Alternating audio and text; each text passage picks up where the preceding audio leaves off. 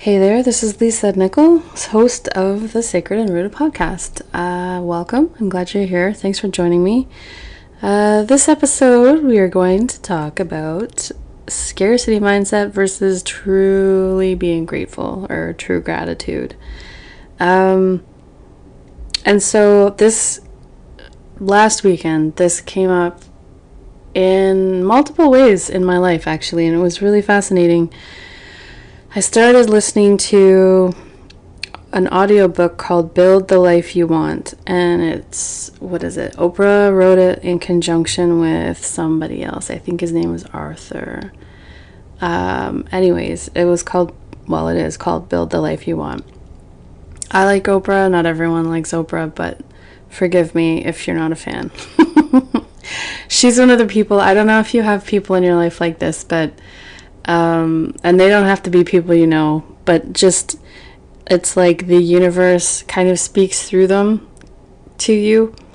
And so I have literal friends like that, I have family like that, and I have people that I've never met, like Oprah, that you just hear them talking about whatever, and some of the stuff just, it's almost like everything around you quiets down, and you're just like, it's like a special message just for you.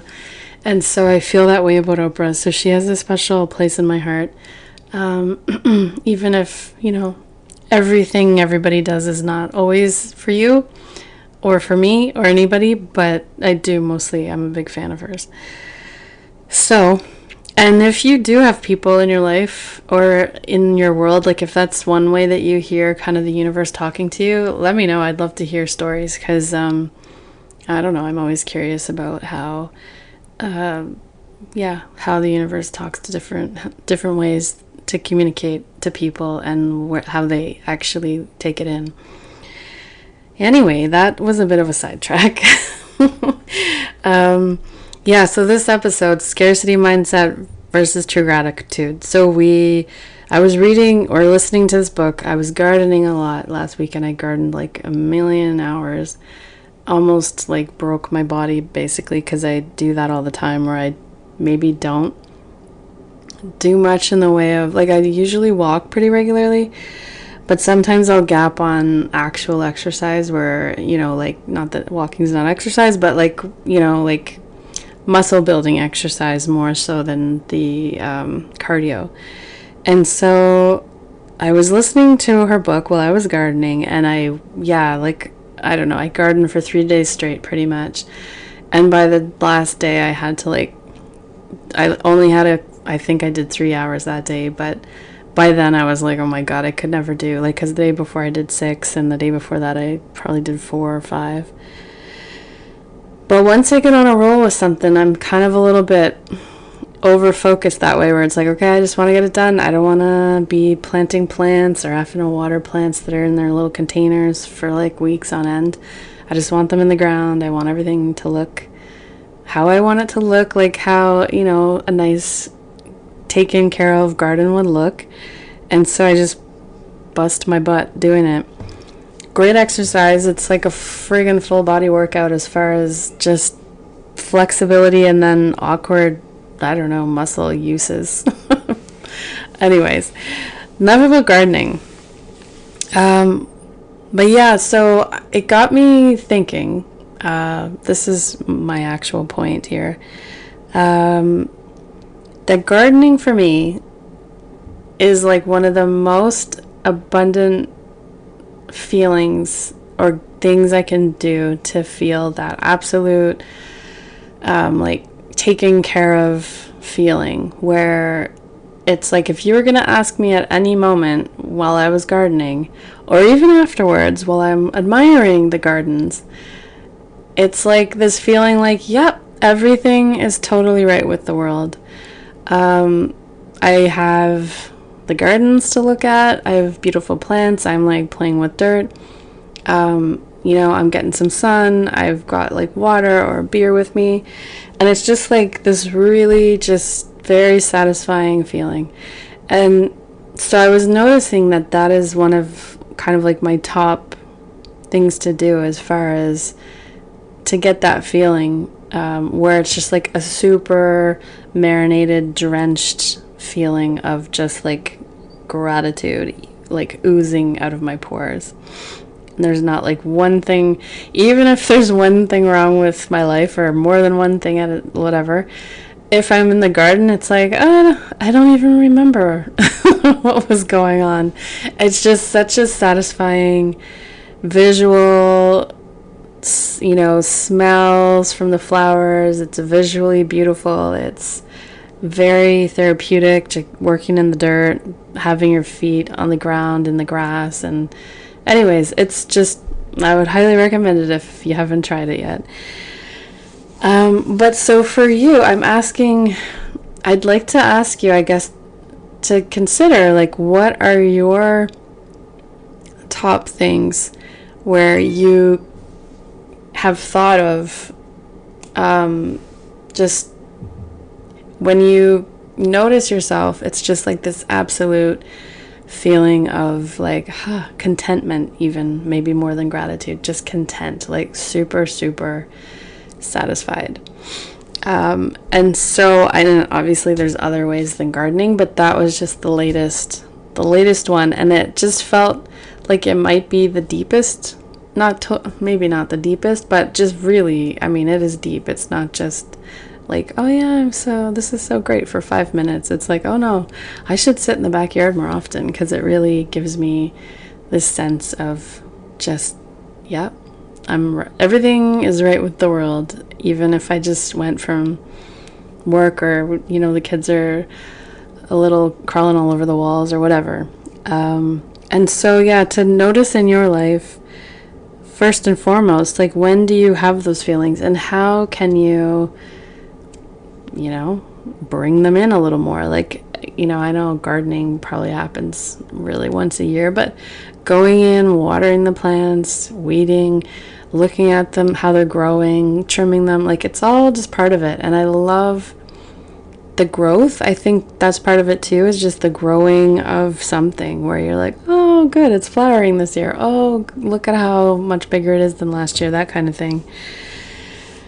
And so that is something that I was thinking about last weekend. And so then Oprah's book comes in, and while I'm doing all this gardening, I'm listening to her book, and part of it started discussing the scarcity mindset, and how it's something that's like so inbred in society that even whether you're literally poor, like with money, or rich with money, you have likely a scarcity mindset. And so it's like, I know obviously money buys happiness to a certain degree, because it's very nice to be warm in the winter, have a house, have a home somewhere, a place to call your own, food, like these things, obviously they're basic needs. So once you get over that level, though, I think there's varying studies that are, it's debatable whether it actually makes you more happy at that point, because at that point you're dealing with your own mindset, you're dealing with a lot of other things than the fact that you literally need to eat, or literally need some clothes on your back. And so what I found fascinating about the book and what it was saying was, even, obviously if you're poor, you are in scarcity. There's no way around it. But rich folks having like the same concern that the poor folks have are concerns that the rich folks have. And it's like, you would think that at a certain number you would just be like, perfect, like I just don't need another cent, and that's not the case. It's like, well, maybe I'll lose it all, or maybe, the stock market will tank, or someone will rob me, or whatever. And so there's this constant little insidious, I don't know what the word is, but it gets into your mind where it's just like, okay, I need more, no matter how much you have at any given time.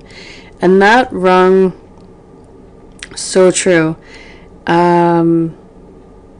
Because even when I consider my own life, at this point in my life, I've certainly had less money.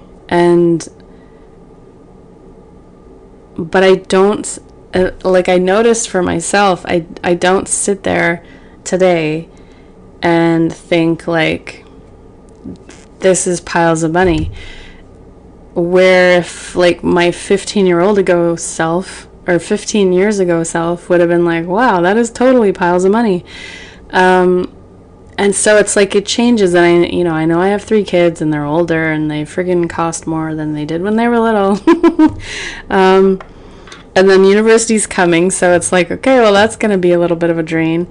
But regardless, it's almost once you get used to a certain level, then you're going for more, because it's okay, next. And I think this is that societal ingraining of that mindset is really, really detrimental to our mental health, but also just our satisfaction in general with our life. And so I just wanted to kind of talk about this in this episode and really get people thinking about, how you can really sit back in your life, wherever you are in it, and develop a gratitude practice, design situations, design experiences that are going to bring out a feeling of safety, a feeling of security, a feeling of this is just great. I'm here right now and this is friggin' fabulous. And so that we can get away from the scarcity mindset, because it keeps us all from just being more than doing. And we, in our society, we have a huge, I don't know if you want to say it, it's just, we do too much. Nobody needs to do as much as North Americans do. And it doesn't actually add to our satisfaction at all. There's tons of studies from different countries that show people have far more satisfaction with less money, with certainly less work, and just more time, literally time. Because at the end of the day, that is all we have is time.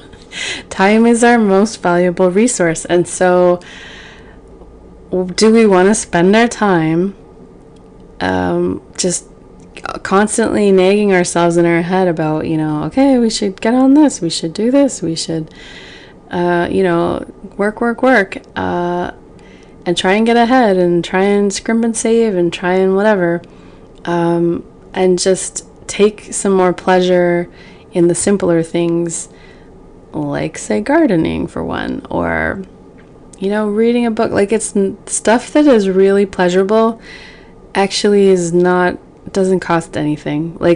Hang out with a loved one and have some laughs. Hang out with your friends, family, anybody, your most important people.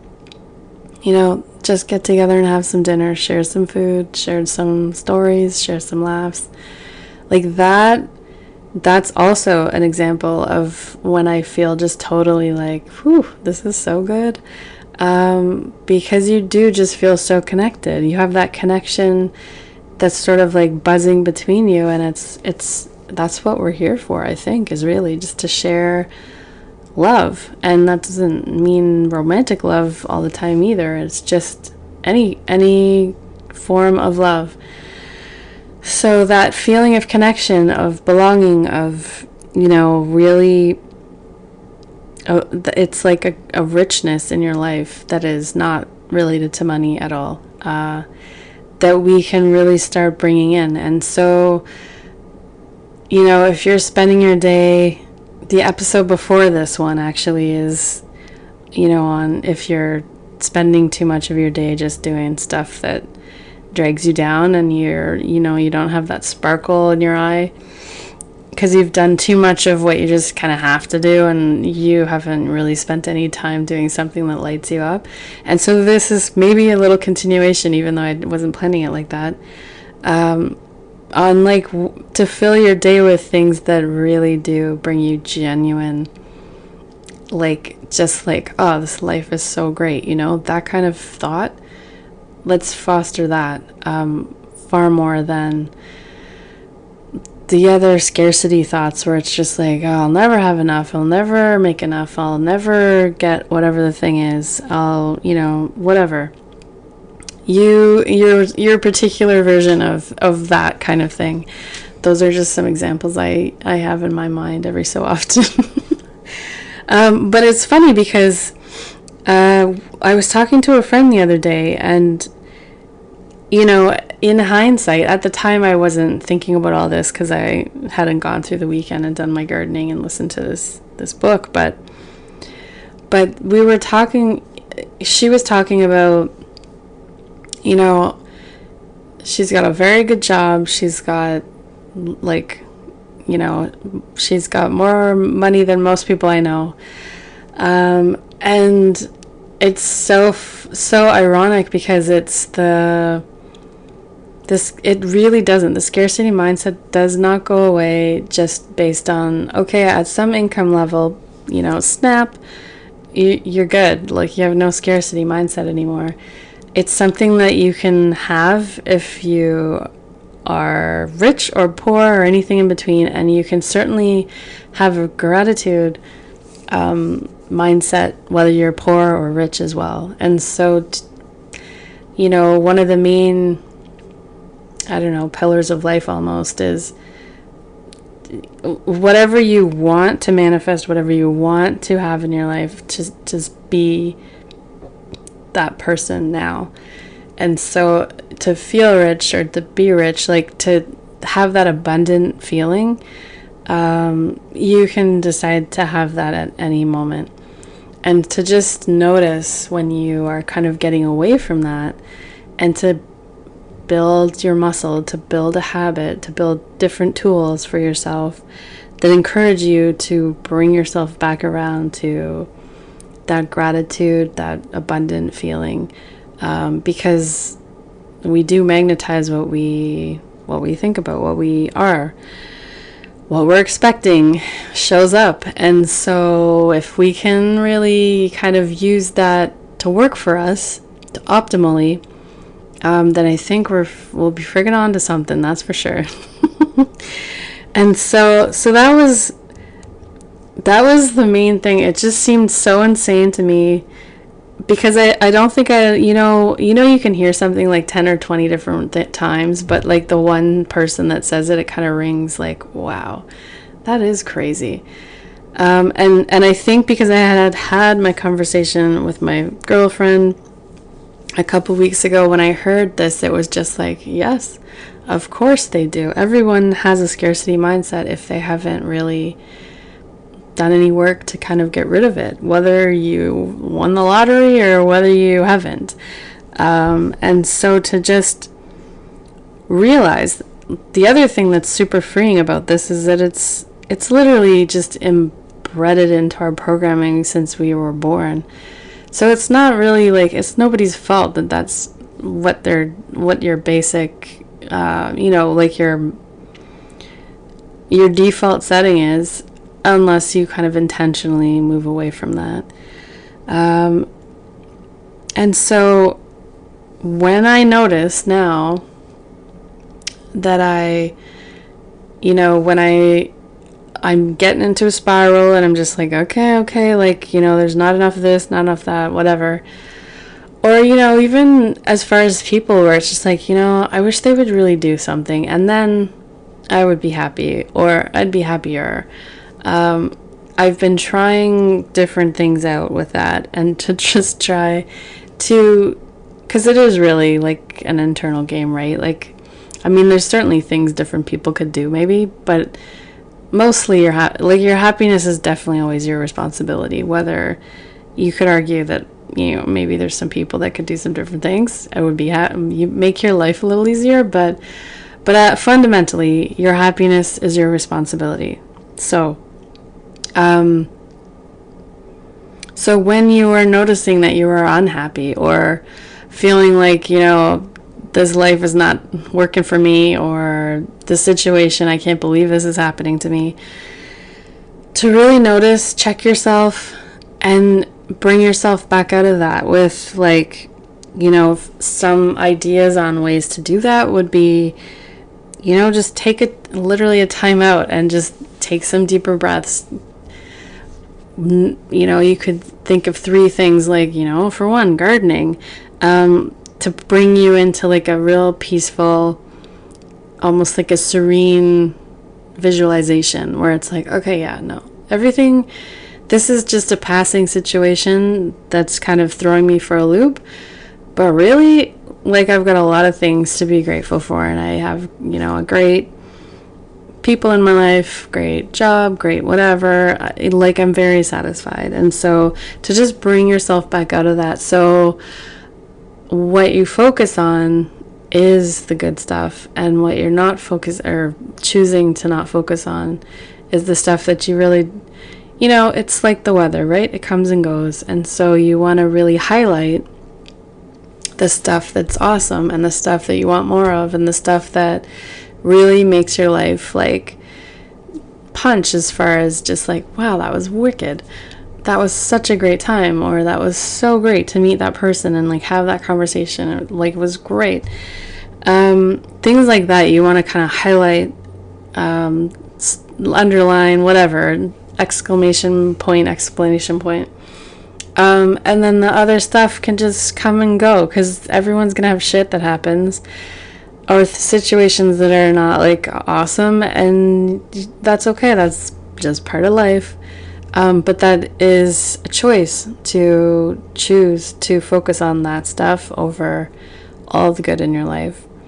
And when you master that, the freaking universe is your oyster, as they might say. Because then you can go anywhere with that mindset, and it's just going to build from there, because you're open to the good stuff in life, you're open to the magic, you're open to new opportunities. It's a growth mindset, really, is what it is.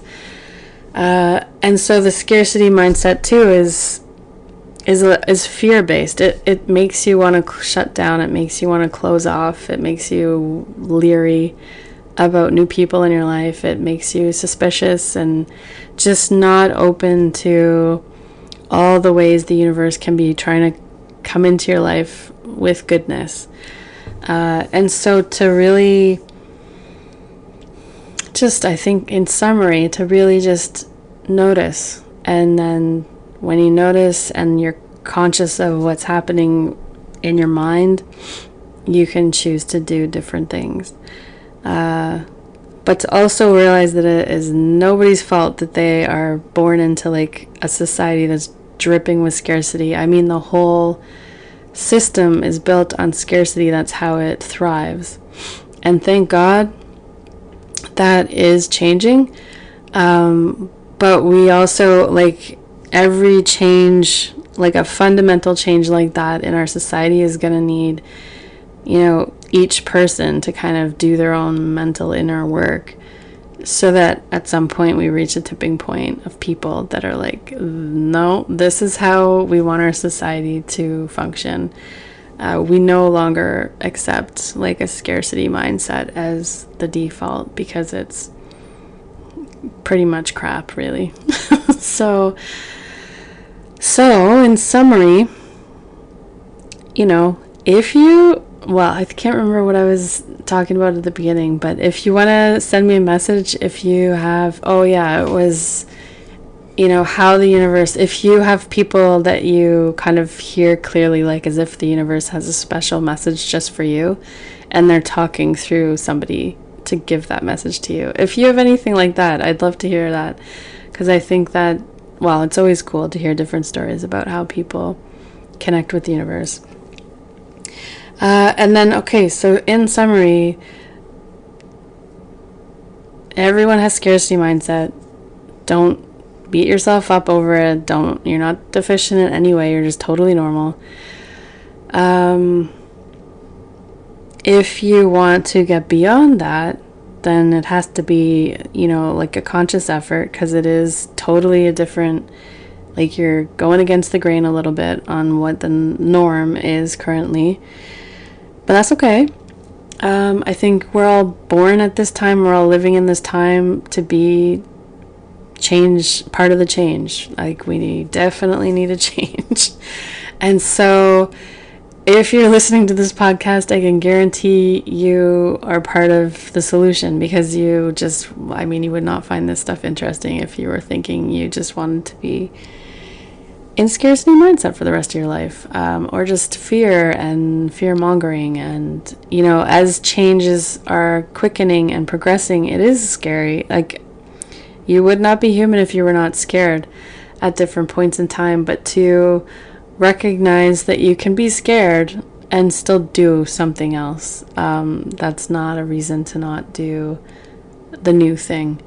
It's just your body telling you that this is a new thing, because your body is built to keep you safe, and safe is what you've already experienced. And so if you're trying to do something new that you have never done before, it's gonna feel scary, and that's just totally normal. It is not a sign from the universe to just sit on the couch and not try the new thing. And so just this whole scarcity mindset or versus gratitude, like true gratitude or true abundant mindset, is all about like fear versus abundance. And so if you're expecting that the universe has you back, it's going to work out. It may not work out exactly how I think. It may not even work out the first time. It may be a total flop, but like, I'm going to learn and I'm going to evolve and I'm going to keep moving forward to create something new or to experience whatever my heart desires at this point. And so think of a few, even just a couple. It could literally only be one thing that is like, it's like gardening for you. The way gardening is for me, it's whatever your thing is.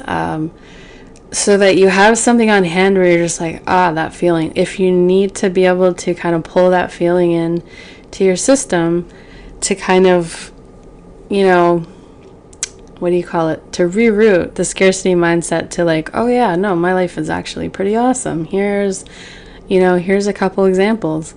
Here's a visualization I could do that basically puts me in the garden with my feet in the grass, the nice cool grass, the like smells of all the plants, like, heaven, like heaven on earth.